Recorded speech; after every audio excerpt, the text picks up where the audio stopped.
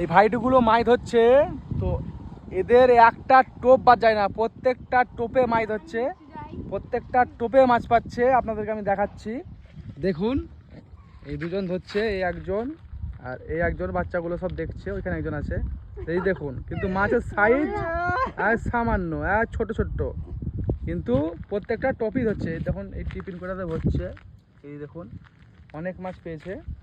তো দাদা আপনাকে মাছ ধরে কেমন লাগছে? ভালো লাগছে। এখানে কি কি মাছ আছে? দুয়াসলা, সাইফুন, এই ভাইটি বলছে, বলো বলো বলো বলো ভাই, বলো। বলো না। তুমি বলতে চাচ্ছ না, তোমার লজ্জা লাগছে, ক্যামেরা ঘোরাই লজ্জা লাগছে। দেখো মাছ পেয়েছি। এই দেখো প্রত্যেকটা টোপে মাছ উঠছে, দুজন রেসারেসি লেগে গেছে, তুলতেই আছে, আবার তুলে নিয়েছে একজন। কিন্তু মাছের সাইজগুলো ছোট ছোট, একটু বড় বড় হলে খুব ভালো হতো, তাই না? এই দেখো আবার তুলে নিয়েছে ও। মাছগুলো সব পুঁটি, তো তার জন্যই মানে ছোট ছোট, বড় বড় হলে খুব ভালো হতো।